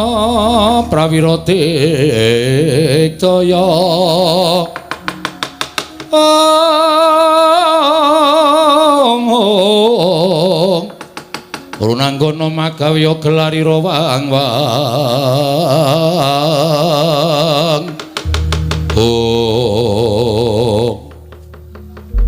pancen nyata ngendikaning anak Prabu Baladewa. Iki rak Petruk karo Bagong to. Nggih, Rekyanapati. Kula Petruk niki adik kula Bagong. Apa bener ngendikaning anak Prabu Baladewa yen to bapakmu duwe anak angkat leres namine Bambang Senet. Dinten samangke kepengin dhaup kanene ndang loro temon. Terus Sinuwun Mandura ngendika napa melih? Jarine Bagong wani karo Sinuwun Mandura, wani sekecap padha sekecap. Iya apa ora? Ha niki mang takoni bocahe dhewe, mengke ndak dalani kula Mbati. Bagong. Ngapa? Lho. Ora basa. Ora basa ngapa basa? Basa ya antilan ora ya jotosan. Ya basa sing kok. Ora peduli, ora usah ngelekke aku. Iya ya. Apa kowe wani karo Sinuwun Mandura? Heeh, arep apa? Maju kene kok maju. Maju ya wani apa jake ora. Ngarep apa? Teh. Lho. Kok ming makte. Arep ngapa kowe? Pancen tak wangsuli. Ning aku nggonku mangsuli Prabu Baladewa ki ora kok perkara aku dunak-unake Prabu Baladewa babar wis ora. Memang mergo Prabu Baladewa ngunekke aku Bagong, bapakmu kon ngilo karo cengele. Ming anak kere kok kepengin dadi mantune ratu kuwi. Bapakmu ki ra ngilo karo gitoke apa piye? Semari bapakku ini. Sopan sithik, Gong, sopan sithik. Kowe minggatane cerewetmu minggatane. Wah urusane ora usah wedi to. Semari bapakku. Bapakku aja kok digetak wong. Metu saka omah jegoki kirek-kireke tak beleh kok. Apa? Ha tak kirimke kowe kae. Wah asem iki ora. Tak pangan karo anakku barang e, Gong. Ora apa-apa dosa disangga bareng. Sangga bareng dengkulmu mlocot ora. Aja kok dunekke wong. Wis saiki ngene rasaku kan gunung tanpa guna. Kowe rene arep apa? Didhawuhi dening anak Prabu Baladewa, kon nyekel kowe karo Petruk. Lho, tenan ra, Truk? Iki ketok saiki. Ha iya. Piye sapike piye? Ya mulai ya. Lho. Mulai piye wani? Wani padahal nyekel aku padahal aku ki wong pesakitan, aku penjahat. Apa aku wong kleru? Aku mbelani awakku dhewe ne. Kowe kuwi sing ora ngerti kentang kimpuling lelakon, pojok plereting kahanan. Sapa-sapa tak cekel, sapa-sapa tak cekel. Mbok nganggo utek. Gong kasar men. Mangsane ora. Kowe iki piye kuwi ketua di plester? Ku nek nyapa dadak dipecah ndase apa piye? Kowe iki wong ketune patih ku kurang ajar ora men. Mo hati-hati lho, Mo, hati-hati. Bagong sajake wani karo Kurawa. Lah, Ratranto andake Kartomarma. Ayo oke, padake. Ayo, Truk, hati-hati lho, Truk, hati-hati. Iki sarep gelut lho, Truk. Lho lah kok aku. Aku no ya mburine, aku ya mburine. Ya kowe mburine. Gong. Minggat. Wis krasa aku. Nek arep tok paeka. Nuwun sewu, carane sapi dijagal riyen, Mbah. Nek pun dijagal, taleni terus ajeng mangan nampak iku lho manut. Wani karo Kurawa. Sing tak wedeni apamu? Petruk ora minggat suarep aku tak kendharat dritani Kartomarma. Mang mriki nek arep kewirangan karo Petruk kantong bolong Ndara Kartomarma.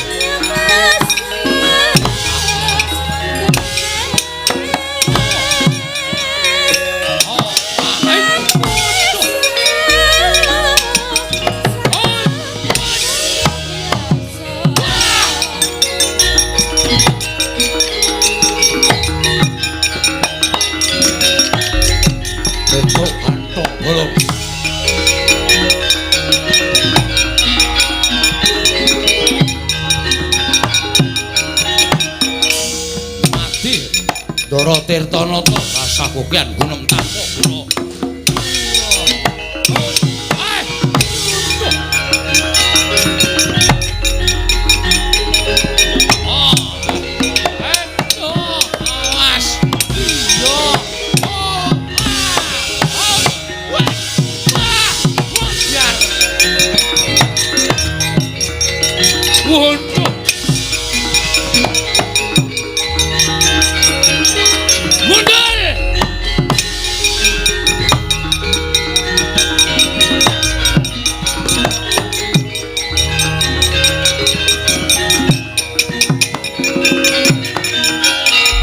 Wajib jajaran cukup tadi bawa yo. Picluke kok goblak-ablik kula kok capek tak dhewe. Gugu karepe dhewe sawange sapa iki wadya sing pabaratan. Laden hayo dhewe gati. Pengiran pati negara Kestiya, kadang nyata negara Kestiya. Rasa sok sumbar, rasa sok pamer. Heeh.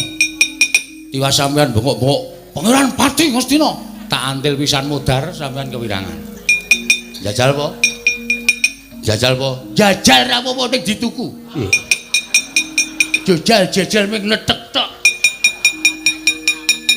Ayo, jajal piye? Kowe apa aku sing tekaning Pati? Manut. Petruk ya ikhlas tekaning Pati.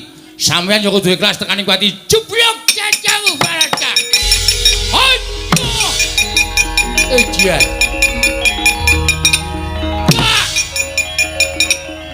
Bosiar. Go. Ada juga nih.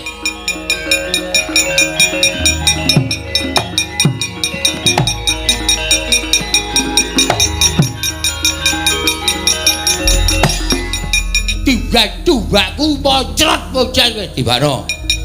So nganti babak kulite Petruk meguru karo kowe selai taun. Wow, papel. Bosiar. Bosiar. Ejian. Kalau dengkek iki apa iki saka maci jeneng aku kowe ora apa-apa edan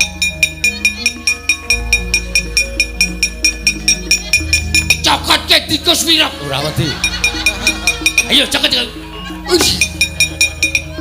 ora apa edan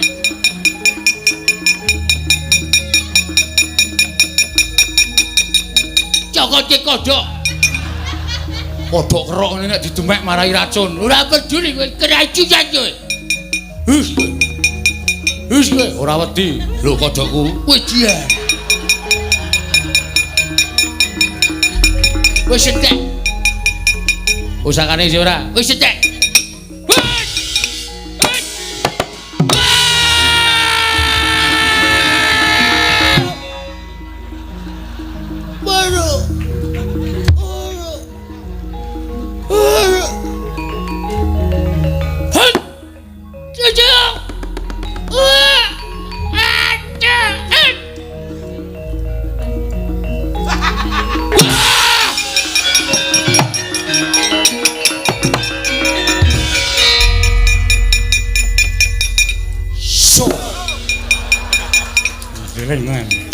Aku wis paham karepmu piye aku wis paham.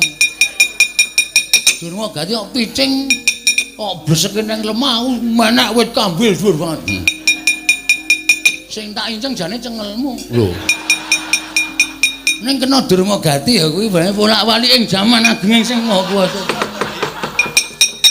Heeh. Wah jan akeh banget iku Rawagrong nganti gembrobyos. Iki urung sepiro ora sak pirangan sing urung maju ae terus. Ha iya. Neng tetep kudu aja wedi. Aja mamen Kurawa. Nek Prabu Baladewa maju, kowe ora iso nandangi. Asli? Asli. Tenan lho iki. Tenan iki. Tak cekeli omonganmu lho. Asli sumpah. Ayo salaman, salim sumpah. Oke. Bagong ora tau goro. Tak ikhlaske patiku mungsuh Baladewa. Wong sing tantang-tantangan aku kok. Oh iya. Iya ora apa-apa wis. Kowe lho, Gong. Ning liyane kowe sik. Oh iya. Kurawa kowe sik aku tak ngaso nglumpukke tenaga nggo mungsuh Baladewa. Oh iya. Ngono wae ya. Iya. Ya, ngentekke es degan. Gong, mbok aku ya jajak kene. Kowe iki ndedit kok ya cedhile ra jamak-jamak kok. Sangoni Ndara Kresna 500 kok blas ora ngekeki aku. Tak mau ya, Truk, degan ki elek ning mata. Oh. Apa? Aku ra mataku gedhe. Oh. Dadi ra apa-apa. Kok iso elek ning mata? Njajal keprone matamu. Setan. Aku mesti kapusan terus. Ayo, amuk Suramarata, sing rata imbang yen padha-padha kae.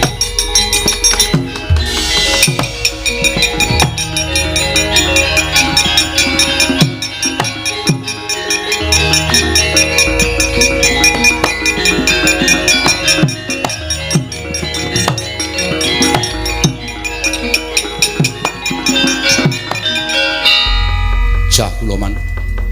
Kalah nggih pangestunipun kawon. Mungsuh Petruk kok nganti kalah iki nek aku isin. Petruk ki ming Panakawan, Petruk ki ming Batur kok kalah. Nyatanipun kawon. Badhe pun isin-isin monggo. Wis ngetokke daya kekuatan nyatane ya kalah kok isih dimlekke isin. Kalah ya kalah.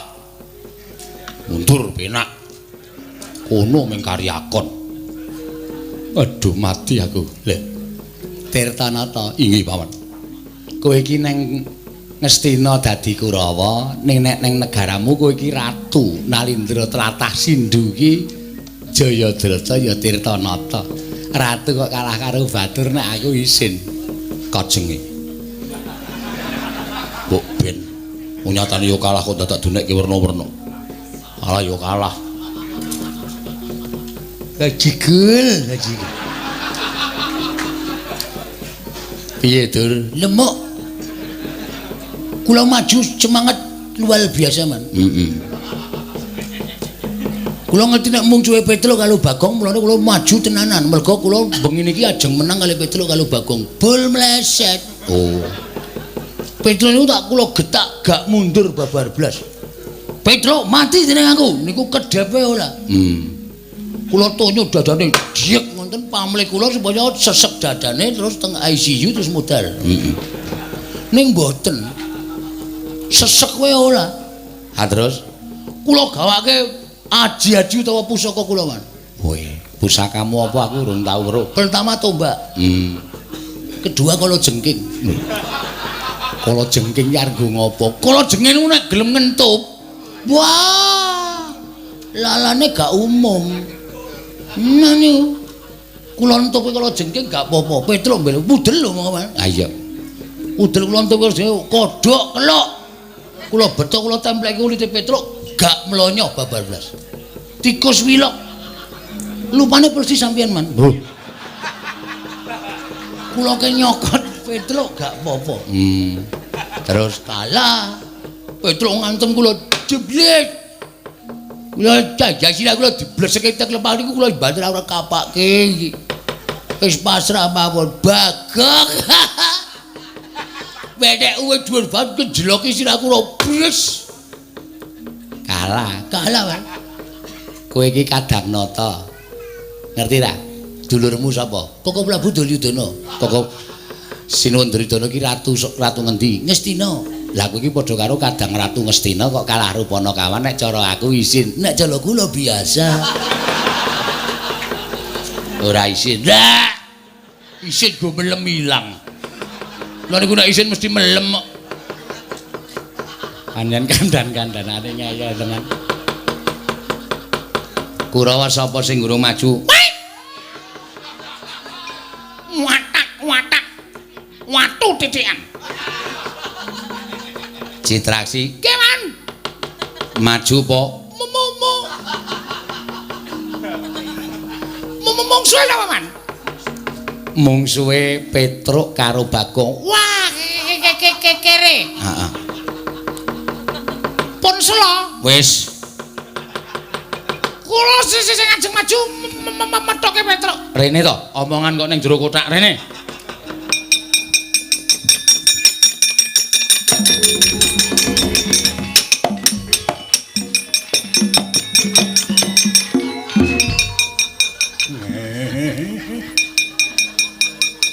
Ndelok rupane wis guyu arep mungsuh Petro.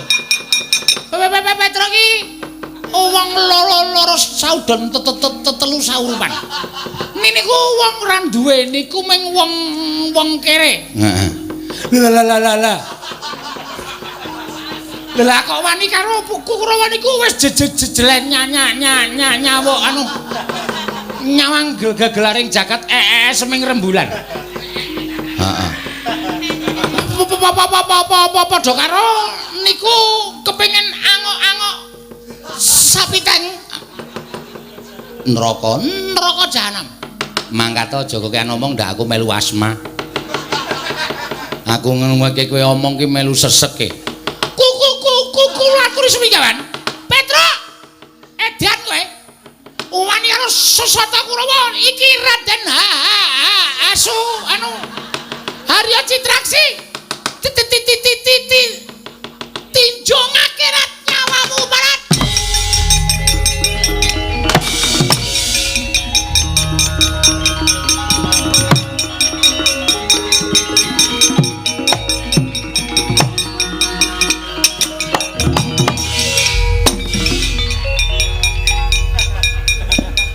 Kaget aku.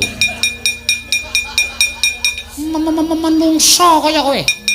Lah kok dadi kowe ngobrak-abrik Kurawa, anggepmu kowe iki kaya wong ampu-ampu dhewe. Lenggah sik. Korsine ndi? Ora usah nganggo kursi, jumeneng sik. Kula tak omong. Omong. Kleru nggonmu omong tuthuk gundulmu pecah dadi papat sik.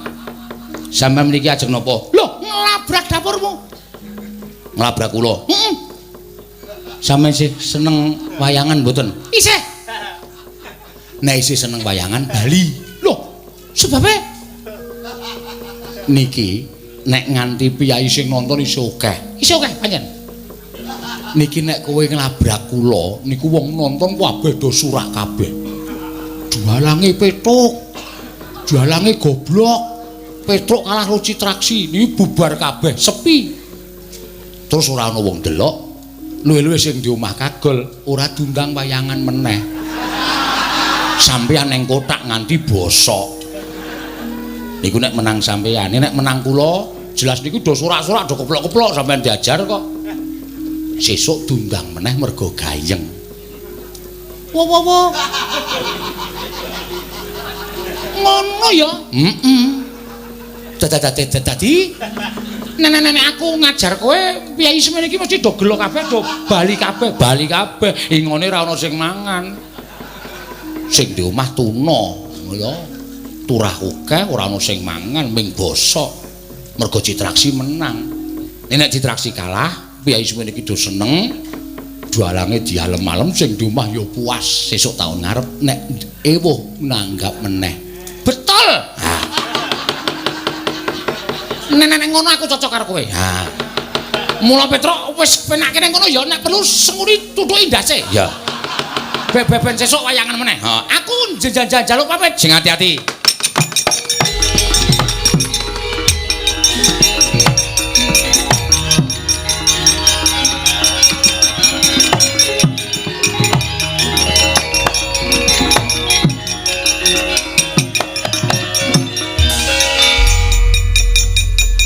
Kaya ora weruh liting tlebuk.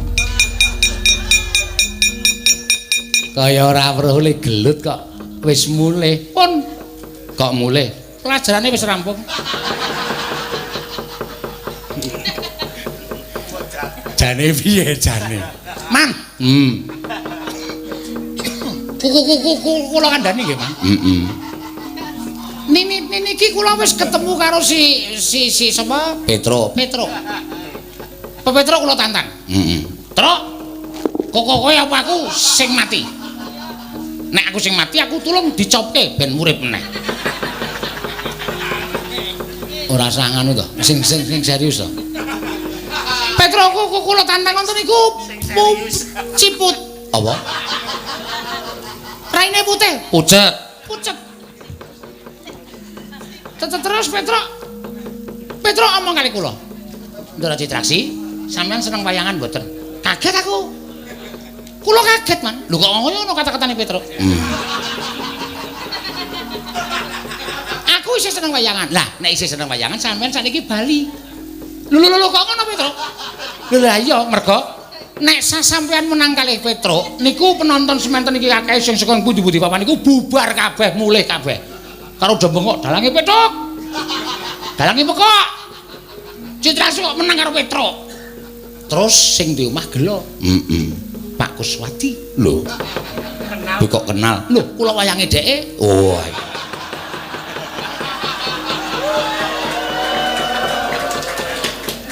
Oh, ora. Ditanggap meneh. Napa sampean gelem dadi wayang bosok ning jero kotak? Ora tau dienggo? Iya ya. Iya. Mula kudu sing etis. Mikir kudu sing nganggo pemikiran yang ketemu nasi, nalar. Ya. Dadi nek menang kowe cethuk ora wayangan meneh. Yakin aku do nganggep nek sing lakoke wayang ya ora waras. Apa ana Citra sing kok menang karo Petruk niku lakon apa lho tak takon? Ya ora ana. Mula tinimbang kula njotosi Petruk mongko Petruk kalah terus surat wayangan meneh. Aluwung kula ngalah ning tetep wayangan lancar, seni dan budaya akan menjalar di seluruh dunia. Ya. Begitu? Ya. Paham? Kula tak ngaso. Ya. Kula niku apa anane, Man? Nah iya. Lho, bener ta? Bener. Mbambangane ra wayangan. Ha iya. Lah tetep wayang niku eksis. Eksis ya apa? Eksis niku penampilan terbaik. Wow. Ngoten lho. Sampeyan ora milenial. Patih kuno. Kuno ya ben. Wong klasik. Niki berarti kula. Bose, niki berarti kuku Rawa sing kajeng maju kula cegate aja maju ya, Man. Lho, lah ngopo? Mengko ndak ditanggap meneh. Peperange cukup semanten mawon. Nek nganti disengini sinuwun Prabu Mandura, kula tak matur sinuwun Prabu Koko Prabu Baladewa nek nganti Koko Prabu Baladewa menang karo Petruk, Koko Prabu Baladewa ning kotak ra iso main. Pun wonten mawon. Hah. Kok sesek lho dadaku. Gagas menungso siji kae. Rumangsa. Citra Swara ndi? Arep maju perang. Rasa. Mlebu kotak. Iya. Wila dicegati tenan. Anggere maju dicegati Dun. Menggari kowe sing durung maju le. Maju nggih. Sak madya mawon lho, Man. Iya. Nek kira-kira kalah ya ora usah dipaksa nggih. Petruk Bagong. Mungsuhe iki werku darane Ngastina le. Cencang jenggot kroncal.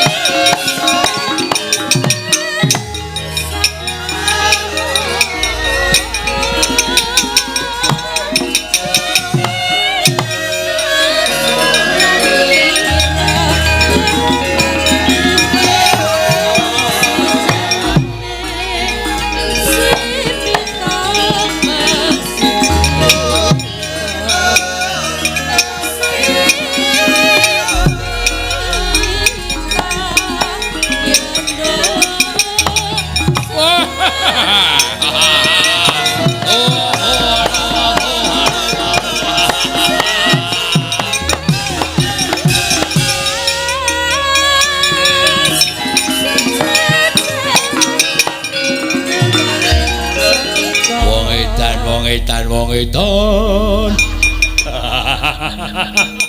Ora wong joget kok sikil duncal-uncalke. Joget ki bebas kok. Arep joget cara piye sak karepku. Oh, Petruk nggih. Dara Dursasana ya. Wah, ngedapi kekuatanmu. Mboten pamer ning pancen kekuatane Petruk niku wonten niku. Wah, aja kok Kurawa kok mbok siji. Ah, kecil. Maju bareng mara. Kula nganti kalah karo Purwawa meguru karo Kurawa 20 taun. Wedoan. Cangkeme. Ngomong liwat rison jeplak, ora dikancing kok. Ora kancing ya jeplak kok. Dursasana mungsumu. Awi. Sampeyan apa kula sing tekani pati? Wah, lakon penjang kamu. Nyo. Lho. Ngopo iki? Lho, piye iki? Sampeyan iki butuh napa? Nglabrak kowe. Lah ya nyo. Arep nabrak dikeke kok nyo, guys. Kendhane ngenten iki nyo.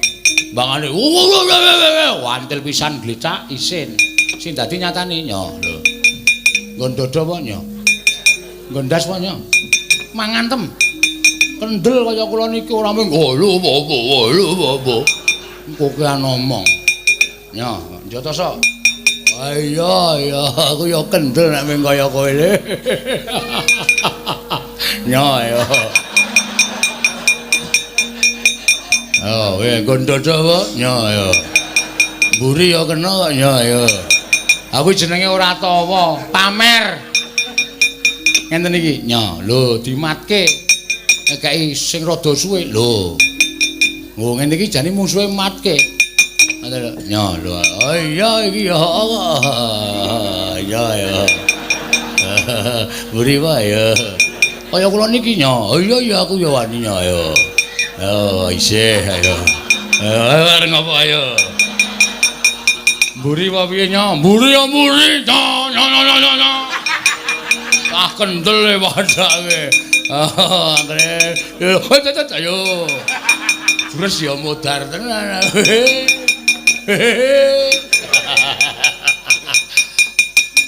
Nyo, nek saniki ngono mbakane kesel awake genut kuat-kuatan. Yo oke.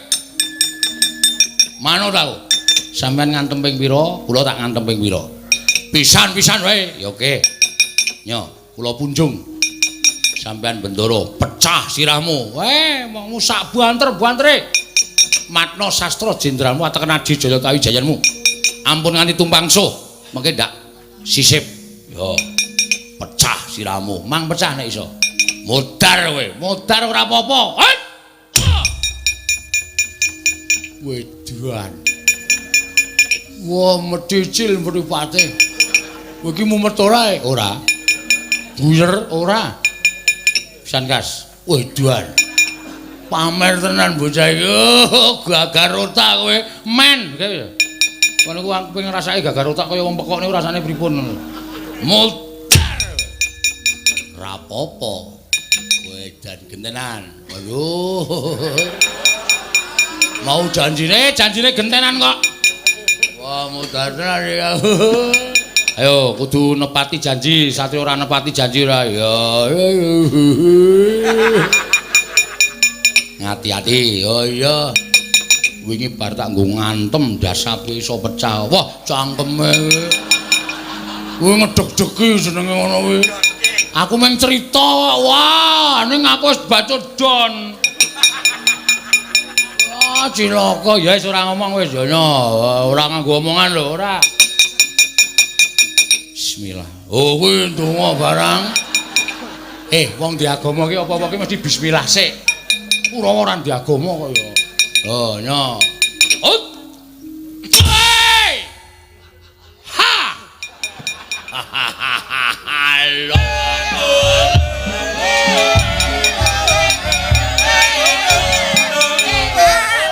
Kurawa yurakan tenan. Ayo. Coba ora ana tongseng. Mesti mendo.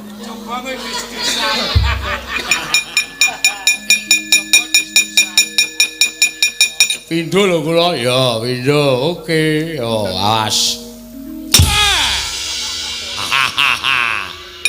Yo, enggak. Yo, iki nganggo mandeg barang sik terus ora sah. Terusan kok. Oh ya. Biar. Pindho. Tambah pisan. Omong loro wae.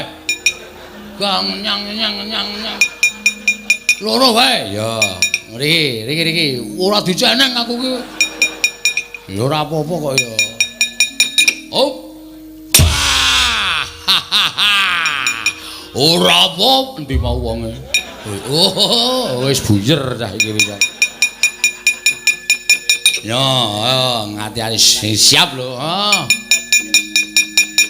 Siap, ngati-ati. Sakuwatir. Ayo, iya musike iki toto-toto kok. Ayo, iya musike toto-toto. Ayo. Modiar. Apa iku, Gong? Lempem banyu. Saka cor-coran. Kok mabyur men. Kapokmu kapan? Le. Dir. Kok nglecak le. Urek. Yo, babu. Jatahmu saiki, ya. Halo. Wo, lek ndasmu.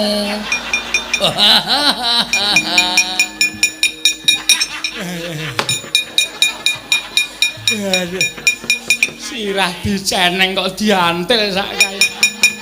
Dursasana nyambut gawe matane ora ndelok kengger ketiwasan kene kula sumanggake.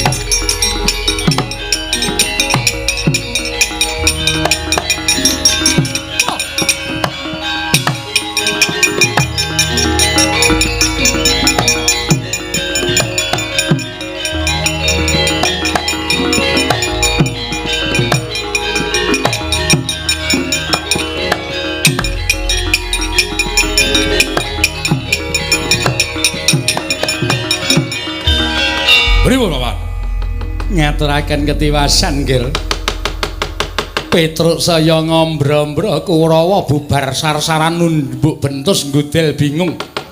Lampahipun Adri kalian pun Petruk kalian Bagongipun ngamuk punggung Suratamtaha Nirbaya Nirwikara. Kula sumanggaken dhateng paduka anak Prabu Mandura. Wah, gugu karepe dipanusman ing jajalan. Petruk saya kinani nata Mandura Prabu Baladewa. Kowe nyas karo nata Mandura Prabu Baladewa. Petruk ora minggat grete nenggala jeblok ketemu parat.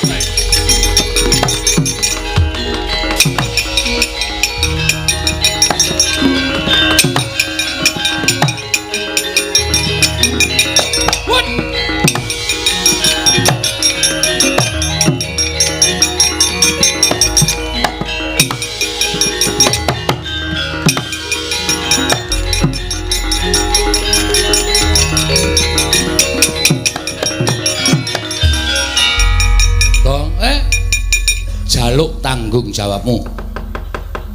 Aku ngetengi sapa e? Wah, totok mudar ora. Kata-katamu lho. Aku ora ngerti mindak apa-apa kok jaluk tanggung jawabmu.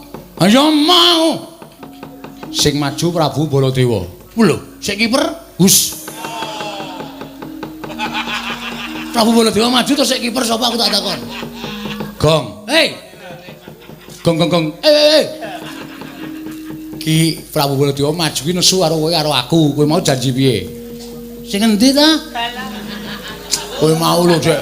Sadurunge Kurawa teka, kowe tau ngomong karo aku to? Kowe ora gawe-gawe lho, Truk. Mosok. Kowe mau ngomong karo aku. Omong apa?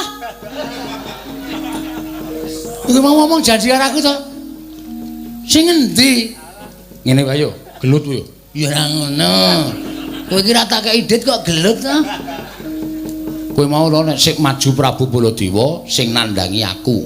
Kae Baladewa wis nesu. Panusmaning jajaran sekretaning bawone iblis lanat Petro, Bagong ora minggat sukun kono tulate grete nenggala jeblok dasmu. Muni ngono. Ayo piye?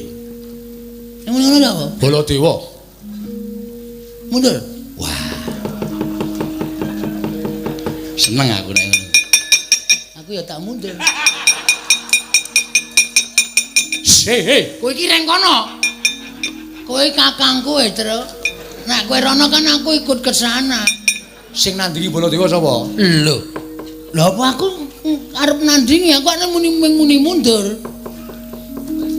Ya oke, ora apa-apa mundur yuk bali bareng. Nek bapak gelo piye? Bapak kagol piye? Bapak loro ati piye? Mikir. Tandangi. Truk. Kono nggawa nenggala. Arep kono nggawa nenggala ning kowe wis muni to, nek kowe nglabuhi bapak ki mati utama, swarga binuka kanggo kowe. Mati ra apa-apa le. Swarga lho. Dalane ngendi?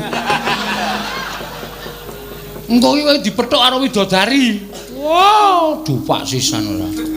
Aku tak ngasuh. Ning jodite, "Mah. Ana omong kok sik bayar aku." Ngapun tak ajar kowe. Ora. Wes kowe seneng Biasa. Omong sing bayar aku. Aku jek nang kono aku jek ngombahke apa-apa. Dapurmu ra. Mbake apa-apa piye? Wah, berat iki. Cilaka iki aku. Mongko kono nggawa nenggala e. Aku maju bagong iki. Iblis lanat nyus. Kelekek modar. Tampani widodari. Alah cangkemmu. Mau ki omong aku kok tok nggo senjata. Nek aku mulih bapak getun. Ya. Terus titip dompet. Oh iya. Kena bojoku ya. Ya. Meling wae nek aku ora mulih 3 dina kok nyelamati tekan 1000. Oh iya. Berarti aku modal. Oh iya ya. Ning ya nek iso aja gong kowe adikku lho kancaku sapa? Wis rasa cerewet kowe iki seneng asline nek aku mati. Ya. Wong kowe nek bojoku ngombahi kowe nunggoni terus kok. Aku wis paham aku iki. Ora. Anakku sing barep kae jandane anakmu ta? Ora ya. Iso wae. Wong tapek wis meteng 3 sasi. Ning lumayan lahir 9 sasi 1,6 sasi aku. Dapure ra. Mulane kok anggere bojoku nimbok ngangki-ngangki terus kowe gayane dandani apa? Tak dingke saka gedhe kok do lirik-lirikan. Mulane tak titipi dompet tok senenge ra jamak-jamak. Wis kono-kono. PN gaglaken. Waduh.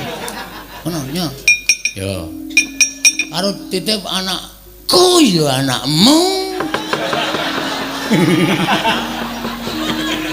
Ya ngerti ya. Ngerti irunge rada dawa. Padake ora paham aku. Heeh. Padake ora ngerti. Heeh. Iso lulus dilengkan lulus SMA. Heeh. Daftarno ning perguruan sing aja patiya tinggi. Lho. Iya ta iki? Ana niki ya perguruan tinggi. Ora iso nek tiba ndak lara to. Oh. Daftarno ning perguruan sing ra patiya tinggi. Ya. Sing sedang-sedang saja. Ya. Heeh. Nek butuh bayaran, butuh duit, sawah kidul omah kae dolen. Sawahmu kae. Heeh. Oke. Tawake semeter pira? Terserah kowe. Oh iya. Weh, sik. Kae ra wis tak tuku to, Gong? Heeh. Kok tak doneh ya. Wis cah nekat tenan kowe. Oh alah, Mar Semar.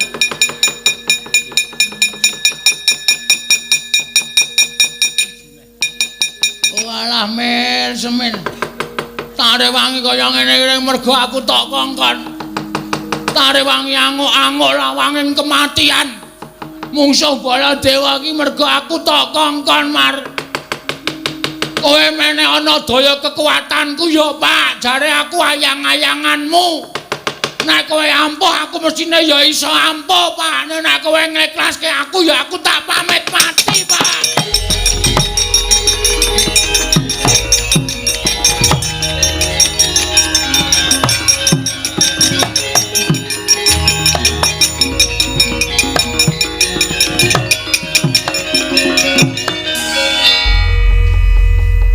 Kok awakku mulur ya? Kok nganggo gelang barang iki? Truk. Belah iki merke. Wah, keprok watu ndasmu. Sik. Sinuwun Mandura to. Sinuwun Mandura mbok didelokke omongane. Wis, Gong. Iki kowe apa piye? Aku ya ora paham. Ora paham piye? Aku meng donga ta, Tru. Sambat karo bapak. Heeh. Aku ngerti-ngerti kaya bumi iki kaya gempae terus awakku mblesek terus metu ngene. Aku dadi apa ya? Dadi Prabu Baladewa. Uije. Uije ora. Jagat Dewa Bathara. Ya jagat Pramudita. Petro. Petro. Ayo Tantro. Ya. I wonten dawuh sinuwun. Iya. Petro aku golekno obat kuat. Lho.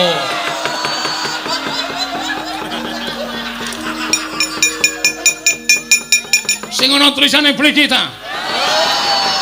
Bel kita kok beli kita.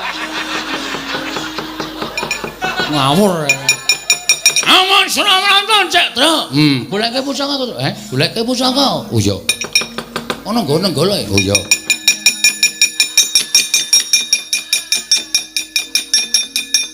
Nggo ngopo? Nggo nandingi nenggala. Iya. Ya. Pusaka kok apem. iki watu ya, Gong. Oh, tak kira apem.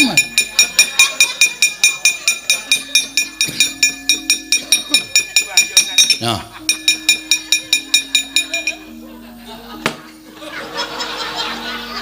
Kowe tau ora ana Baladewa nggawa glathi pramuka? Wagu ya. Wagu. Ra ono terus terserah apa.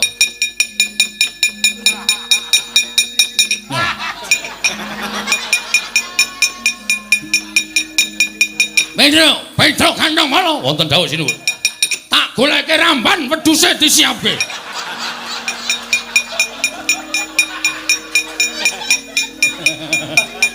Itu kowe. Ora ono e, Gong. Watonyo lho. Bambu runcing. Oh iya. Bambu runcing. Kok ya ana ari cilik banget lho. Engko nek goleki gareng malah ngrekoso. Yo, yes, anane iki gelem ya iki, ra gelem ya iki. Lah lumayan iki. Ya, maju kok. Wis dadi kaya ngene wis gleleng kok Prabu Baladewa mesti kaget. Lho iki apa iki? Langsung pres ngono. Oke. Berarti aku rasa kata-kata. Rasah. Aku ora oleh kentuke omongan. Rasah. Begitu Baladewa bingung langsung but ngono. Oke, siap. Ngamuk sik men ketok kaya nek Baladewa. Strayoli binatang September, Oktober, November, Desember. Januari. Januari.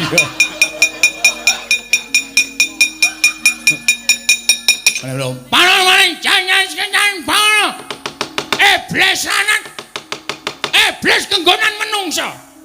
Kuwalik. Kuwalik. Menungso kenggonan iblis kuwi watake menungso. Ora iblis kenggonan menungso. Kuwalik. Nulun nang mburi ora.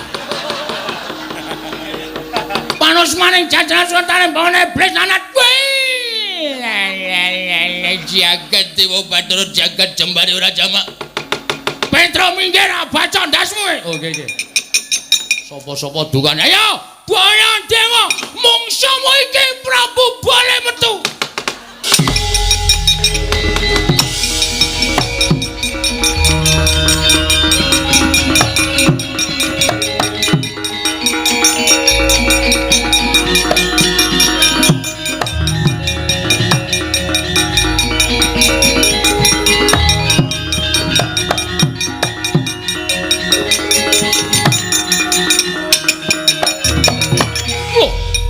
Iki apa iki?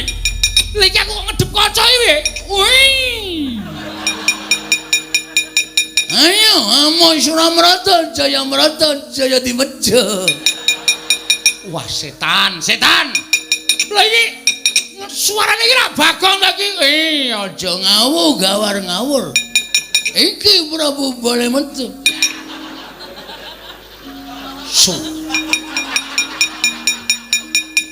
Kowe cangkemmu ayo jojo negara modar kowe. Sapa aku? Baladewa kowe. Aku Baladewa. Kowe sapa? Nata Mandura.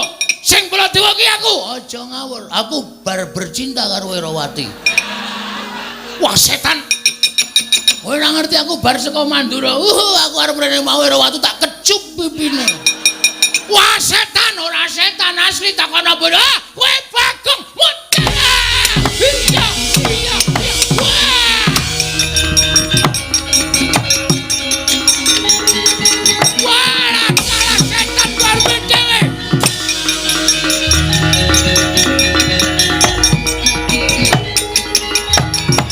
Wah, nenggala ora temomo ning dadane Bagong sing wujud Baladewa. Alugara karo kon gletek tengah kurban lagi.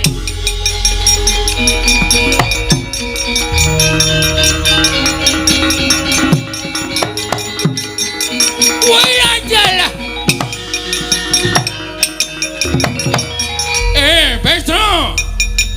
Petro.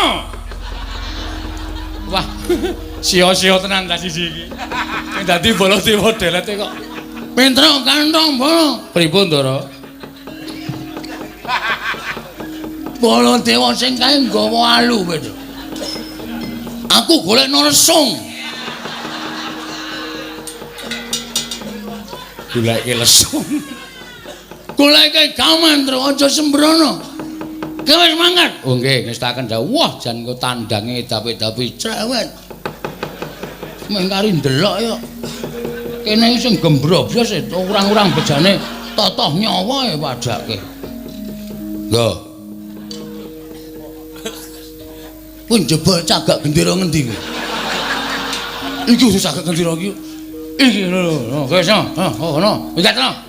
Ganggu wong ngombe es. Bayar urung. Omong nek sing bayar aku ngene ya, Tru. Iya. Weh, wong kok nglelengi ra jamaah-jamaah. Omong karo bakule ngono ora entuk tak tuku sak bakule. Waduh. 500 Wah. 500 kok apa-apa arep dituku lho. Engko isih tak nggo nukoke sepatu bojoku. Weh. Bojoku nek tuku sepatu kudu loro ya, Tru. Oh, amargane ukurane sikile beda. Siji 36 siji 45.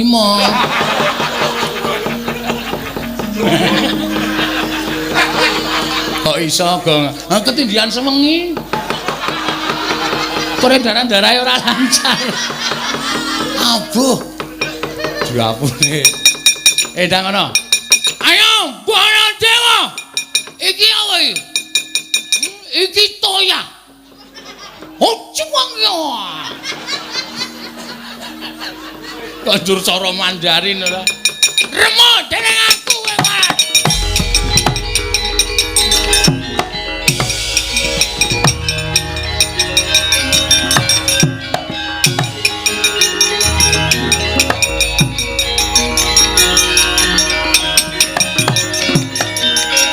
Lho, iki nggawa gentering apa? Hocah.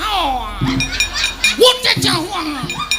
Wah, setan iki Bagong ngising-ising aku tenan iki.